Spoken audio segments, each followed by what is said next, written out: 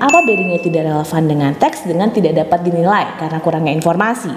Perbedaannya berarti kalau tidak relevan sama sekali nggak ada hubungannya, kayak jomplang banget gitu loh. Tapi kalau tidak dapat dinilai karena kurangnya informasi, itu masih ada hubungannya, tapi kok informasinya kurang gitu. Paham ya berarti semuanya?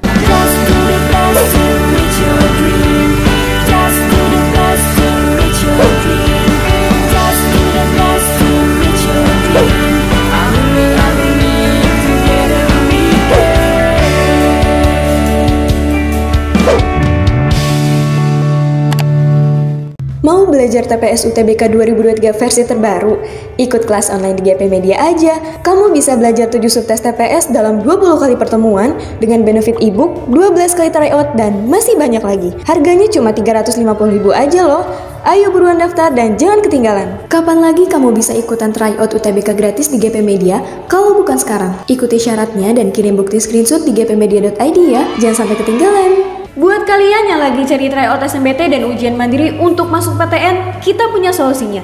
GEP Media menyediakan tryout SNMPT dan ujian mandiri untuk beberapa PTN ternama di Indonesia. Mulai dari harga 10.000, kalian sudah dapat ribuan soal prediksi, video pembahasan, dan ada kelas online-nya juga loh. Yuk daftar sekarang! Halo semuanya, balik lagi di GP Media Channel. Gimana persiapan kalian untuk UTBK 2023 kali ini? Sekarang kakak akan bahas untuk soal-soal penalaran umum nih. Kalau kalian tahu, untuk penalaran umum sendiri ada 3 tipe soal tuh. Penalaran induktif, deduktif, dan kuantitatif. Dan masing-masing kalian harus mengerjakan per subtesnya itu ada 10. Jadi untuk induktif ada 10 soal, deduktif ada 10, dan kuantitatif juga ada 10. Kakak akan kasih tahu ke kalian contohnya nih seperti apa. Untuk tipe penalaran induktif, kalian harus tahu bahwa ini adalah soal bacaan nih, di mana suatu pernyataannya itu lebih cenderung menunjukkan ke khusus dulu, baru ke umum. Sedangkan untuk tipe penalaran deduktif itu lebih cenderung ke umum, baru menuju ke khusus. Oke, untuk soal yang pertama, kakak akan kasih contoh ini untuk tipe penalaran induktif, di mana di sini kita tahu bahwa di kalimat pertama itu merupakan kalimat yang khusus. Di sini dinyatakan pebisnis kasur lantai kompak mengalami kerugian. Ya udah, berarti kompak itu menunjukkan bersama-sama mereka itu mengalami kerugian serentak. Kita langsung aja menuju ke pertanyaannya. Dari pertanyaannya itu baru kita fokuskan lagi ke opsinya. Lihat di pertanyaannya. Di sini dia menyatakan untuk memperlemah. Yang memperlemah pada pernyataan para pebisnis kasur mengalami kerugian. Oke, untuk tipe soal-soal memperlemah atau memperkuat, kamu harus tahu bahwa memperlemah itu suatu pernyataan yang sesuai dengan bacaan tapi tuh meragukan atau kayak nggak setuju nih. Memperlemah, katanya memperlemah para pebisnis kasur mengalami kerugian. Emang benar para pebisnis kasur itu mengalami kerugian? Kayak diragukan gitu. Kayak menyatakan yang ngelemahin dari suatu pernyataan itu tuh apa. Jadi untuk mengetahuinya kita lihat nih, langsung aja ya kita cek di bagian opsinya. Di opsinya, penjual kasur lantai kompak mengalami penurunan dibanding periode sebelumnya. Kalau penjualannya mengalami penurunan, itu menunjukkan adanya kerugian nggak? Iya, kalau udah jelas-jelas nih penjualan mengalami penurunan ya di sini, itu udah jelas-jelas mengalami kerugian juga dong. Berarti pernyataan ini merupakan pernyataan yang memperkuat. Artinya dia setuju banget kalau para pebisnis kasur itu emang lagi rugi gitu. Jadi bukan memperlemah ya. Ini tuh suatu pernyataan yang memperkuat. Kalau tipe soalnya itu nanyanya memperkuat, ya kamu bisa pilih yang ini. Tapi ingat, di sini memperlemah. Oke, selanjutnya. Banyak juga nih beberapa murid kakak yang kejebak sama opsi yang B ini. Kita lihat.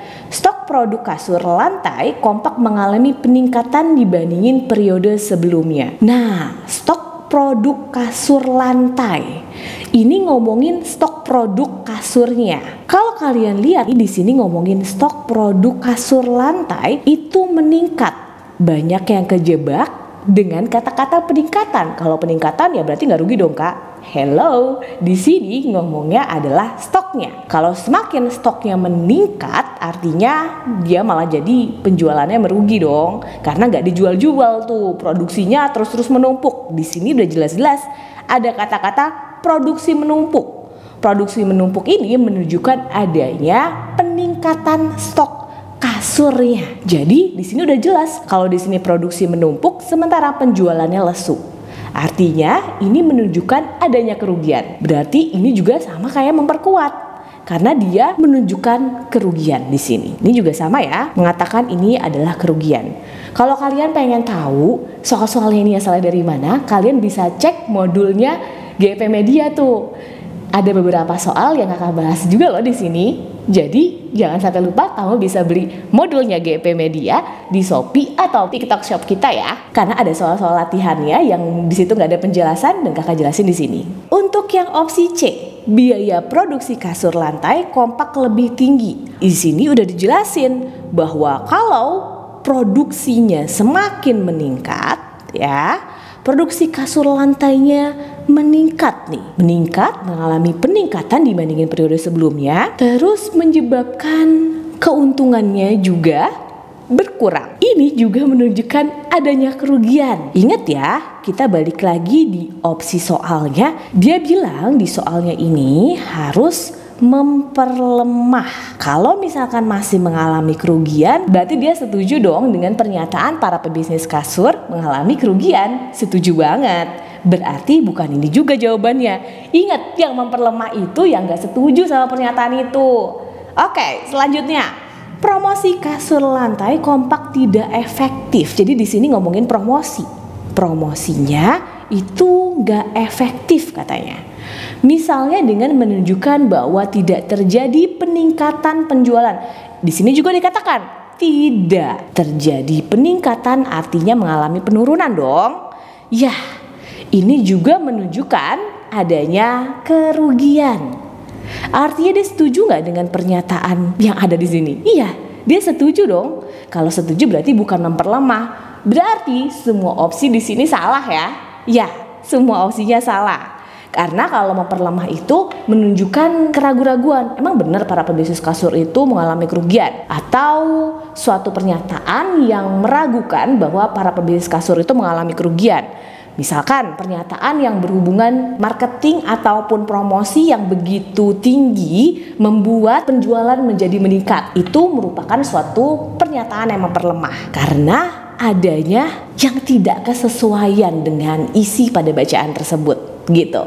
Paham ya? Ingat, memperlemah berarti tidak setuju dengan pernyataan yang diberikan. Halo sahabat GP Media, ujian sebentar lagi akan segera tiba dan pastinya kamu ingin meraih hasil yang terbaik bukan? Nah, caranya gampang. Teman-teman bisa buka website gpmedia.id, klik daftar di sini, lalu isi semua datanya. Setelah itu, login dan masukkan email serta password yang telah terdaftar. Di sini kita punya berbagai tryout loh, mulai dari tryout SNBT, tryout ujian mandiri SMIPB, SIMAK UI, UTUL UGM, dan tryout mandiri lainnya. Selain itu, tryout sekolah kedinasan seperti STAN dan STIS juga tersedia di sini. Dan kita punya kelas online-nya juga loh teman-teman. Sebelum mengerjakan tryout, kalian pilih PTN dan jurusan yang kalian mau ya. Soal-soal tryout GP Media sudah disesuaikan dengan aturan sosialisasi SNPMB dan website simulasinya. Setelah selesai, kalian bisa lihat skor hasil akhir, ranking, dan grafik nilai tryoutnya.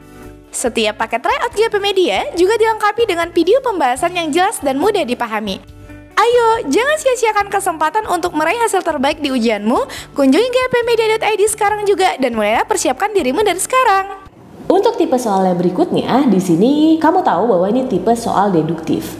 Tipe-tipe soal yang kita berikan itu sesuai banget dengan tipe soal resmi dari SNPMB. Jadi bukan soal-soal tahun lalu, ini mah yang terbaru banget sesuai dengan tipe pada website SNPMB. Oke, di sini tipe soal deduktif. Tipe soal deduktif ini tadi membicarakan dari hal yang umum terus menuju ke hal yang khusus. Di sini dia minta tentang simpulan. Simpulannya itu sesuai atau tidak nih? Katanya kita langsung aja ke bagian pertanyaan. Simpulan yang dapat ditarik adalah Puput katanya mendapatkan beasiswa ke luar negeri.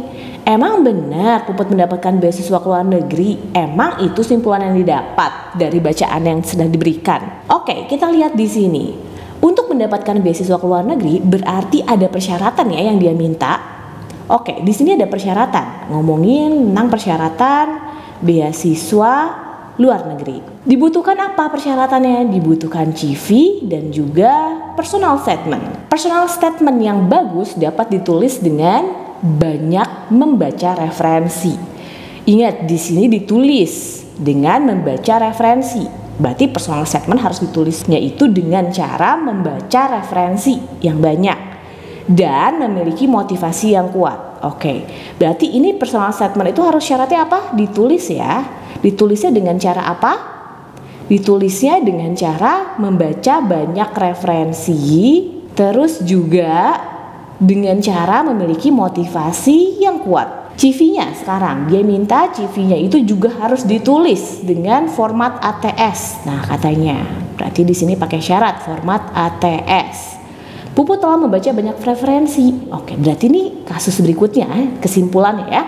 Puput ini dia udah baca banyak referensi, dia udah punya banyak referensi, tapi ingat dia cuma membaca doang ya di sini ya. Dia telah membaca banyak referensi dan motivasinya dia katanya teman-temannya motivasi Puput kuliah ke luar negeri itu tinggi banget. Oke, berarti motivasinya juga tinggi. Nah, pernyataan yang tepat. Apakah kesimpulannya benar bahwa Puput itu mendapatkan beasiswa ke luar negeri dengan modal banyak referensi dan motivasi tinggi doang? Enggak ya, kan ada syarat yang lain juga tuh. Terus, apakah mungkin benar dia keterima? Ingat, di sini ada pernyataan ditulis ya. Personal statement-nya itu ditulis, CV-nya juga ditulis. Apakah ada pernyataan bahwa Puput menulis CV dan personal statement pada bacaannya? Gak ada ya? Iya, gak ada. Jadi kata-kata benar atau mungkin benar atau juga salah kayaknya diragukan untuk menjawab hal tersebut. Kemudian untuk opsi D, apakah bisa dinilai atau tidak dapat dinilai karena tidak adanya informasi? Ya, inilah jawaban yang tepat. Karena tidak ada informasi yang mengatakan bahwa Puput itu menulis di sini. Di sini dikatakan bahwa Puput itu hanya membaca banyak referensi, tapi tidak ada keterangan bahwa Puput itu menulis. Karena ingat, persyaratan yang diminta di sini adalah CV dan personal statement-nya itu harus ditulis. Iya, memang di sini dikatakan ditulisnya itu dengan banyak membaca referensi. Tapi informasi yang diberikan pada kesimpulan yang ada itu hanya Puput telah membaca saja, bukan dengan cara menulis. Artinya, hal ini memiliki kurangnya informasi untuk mendapatkan kesimpulan bahwa Puput diterima atau mendapatkan beasiswa ke luar negeri. Ini tidak dapat dinilai. Kalau tidak relevan itu artinya tidak ada hubungan sama sekali. Jadi ada juga tuh beberapa murid kakak yang nanya apa bedanya tidak relevan dengan teks dengan tidak dapat dinilai karena kurangnya informasi. Perbedaannya berarti kalau tidak relevan sama sekali nggak ada hubungannya. Kayak jomplang banget gitu loh. Tapi kalau tidak dapat dinilai karena kurangnya informasi itu masih ada hubungannya. Tapi kok informasinya kurang gitu. Paham ya berarti semuanya? Kalau kalian mau uji coba nih soal-soalnya dengan tipe-tipe soal yang seperti ini, kalian juga bisa ikutin tryoutnya GP Media. Di situ ada banyak ya jenis paket-paketnya. Kau bisa lakukan berkali-kali. Karena banyak banget nih yang pada bilang soal-soalnya GP Media itu susah-susah banget. Karena kita memang soal-soalnya itu sesuai dengan referensi dari SNPMB ya. Jadi kamu tahu jawaban yang tepat atas pernyataan tersebut itu adalah yang D. Oke, tipe soal yang ketiga ini adalah tipe penalaran kuantitatif. Jadi untuk tipe penalaran kuantitatif kamu harus memahami soal-soal penalaran berdasarkan angka-angka dengan operasi matematika sederhana. Sederhana tapi penalarannya harus kuat tuh untuk memahami maksud yang ada pada soal. Oke, di sini kalau kalian tahu bahwa promosi berhasil meningkatkan omset penjualan 2 kali lipat untuk barang apa? 2 kali lipat untuk kursi tamu katanya, dan juga tempat tidur. Oke, jadi kita fokusin pada kursi tamu dan tempat tidur. Dan dia juga minta total keuntungannya. Total keuntungannya apa nih? Jadi untuk kursi tamu dan tempat tidur katanya 2 kali lipat. Oke, jadi omset penjualannya 2 kali lipat. Berarti ini kita kaliin 2 ya. 10 kali 2 berapa? Iya, 20. Terus ini 5 kali 2 berapa? Iya, 10. Oke. Nih, dalam juta ya. Jadi 20 juta. Kita harus tahu total keuntungannya. Di sini udah dikatakan nih bahwa keuntungannya itu ada persentasenya kan? Berarti keuntungan untuk meja makan adalah 25% dari 20 juta. Kita harus cari dulu dari 20 juta ini itu dikali 25%. Berapa? 20 juta dikali 25% berarti 25 per 100 ya. Nah, kalian hitung sendiri. Di situ kita dapat angkanya 5 juta. Kemudian, ini tadi 10 kali 2 kan 2 kali lipat ya dari omset. Berarti ini 20 juta juga. 20 juta dikali 40%. Nah, dapat tuh hasilnya adalah 8 juta.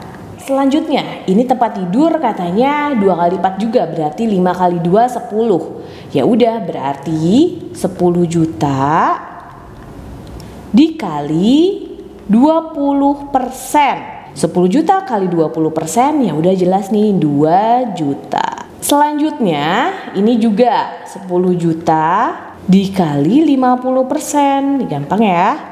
Ini berarti dapat 5 juta. Selanjutnya ini juga 20 juta dikali 20%. Langsung tuh kamu juga dapat angkanya adalah 4 juta. Oke, di sini langsung kamu jumlahin aja karena yang diminta adalah totalnya. Ya, total keuntungannya. Ya udah, berarti kamu tinggal jumlahin aja tuh semuanya. 8, 2, 10, 5 tambah 5, 10, 20, 24 juta. Oke. Karena di sini kan diomongnya juta semua kan? Ya udah, berarti jawabannya adalah 24 juta yang B. Oke. Jadi untuk penalaran kuantitatif ini kamu harus cepat juga tuh menalarnya. Kalau misalkan kamu sudah terbiasa untuk menghitung-hitung dalam bentuk angka, kamu langsung bisa tahu nih. Oh iya, 10 juta berarti 50%-nya langsung aja gitu kamu cepet.